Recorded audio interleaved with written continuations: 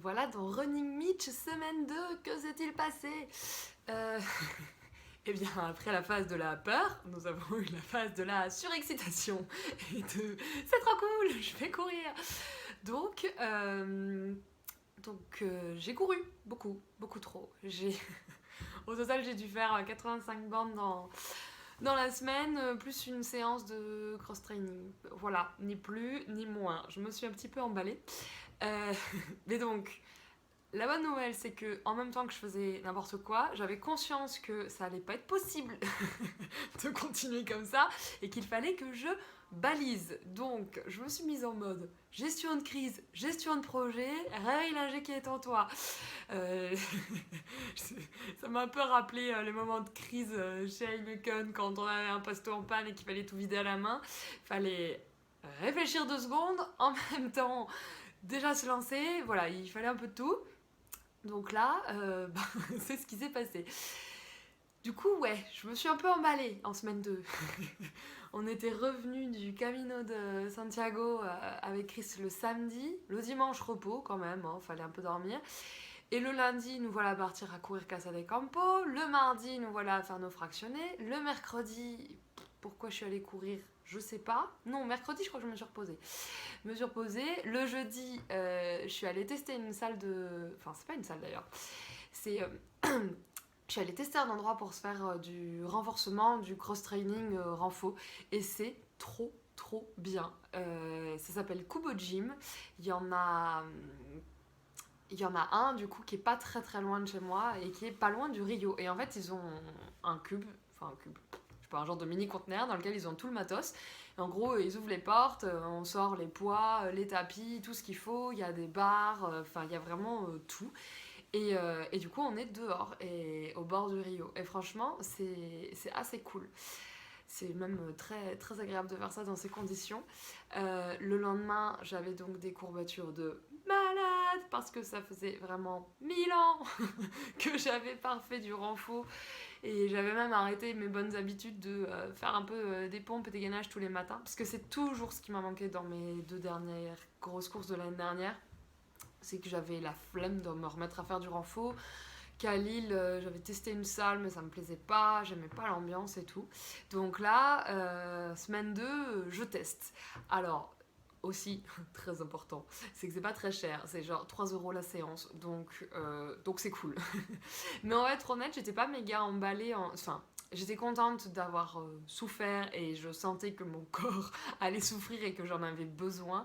Mais j'y étais allée le jeudi soir et pas grande passion pour l'ambiance. Ce soir, c'est toujours un peu qui tout double pour moi, ce genre de truc. Mais moi, j'aime pas. Genre, on se regarde, on est là pour faire du muscle. Pour moi, c'est. Bah, je sais que c'est un sujet controversé.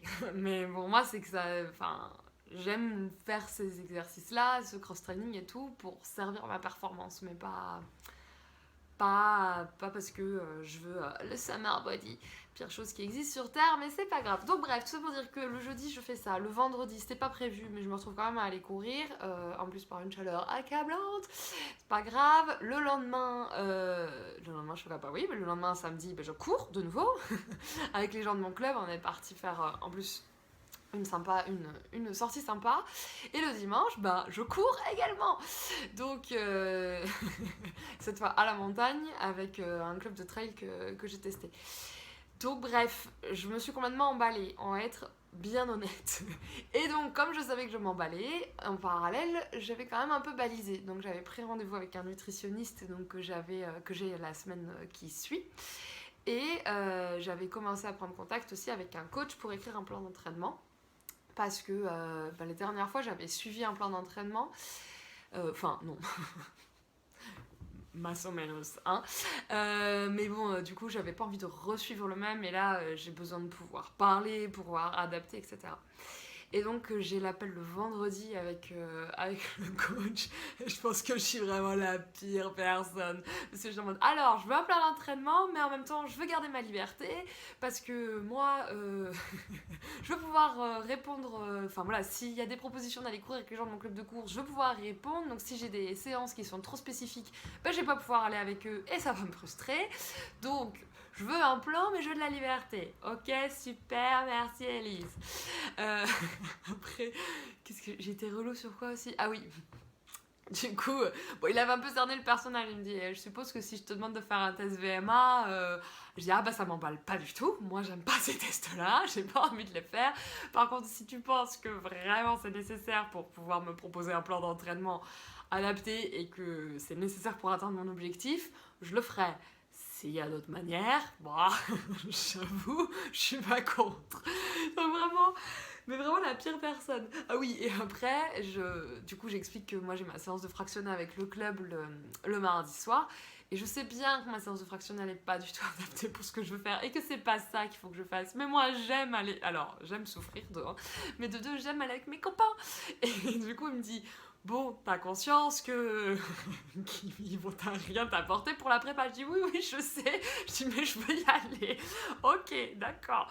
Donc voilà, du coup, le pauvre, il doit me trouver, il va me créer un plan d'entraînement avec ses contraintes. Donc en fait, je veux un plan, mais je veux pas vraiment de plan. Je veux garder ma liberté. Et puis, à la question, tu veux commencer quand? Ah bah le plus vite possible, parce que là on va être complètement honnête. Je me suis fait un peu peur quand même la semaine dernière. Enfin, du coup, on avait le rendez-vous le vendredi. Là, je pars en cacahuète complet. Ça s'emballe. Ça s'emballe. Ah, je suis pas surprise que ça s'emballe, mais... Bon, à rythme comme ça se tient pas. Ça se tient pas sur plusieurs mois. Et je pense que le rendez-vous avec le nutritionniste aussi, c'est une très bonne idée, très bonne solution parce que la charge d'entraînement va augmenter et il faudrait que je m'assure quand même que je fais pas trop n'importe quoi.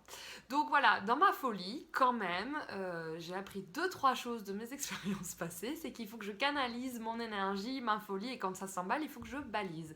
Donc là, je balise. Mais voilà, en gros, la peur est partie et on a été en mode surexcité de malade. Et donc il va falloir que ça se calme un petit peu. Voilà pour les Noëls. Des bisous.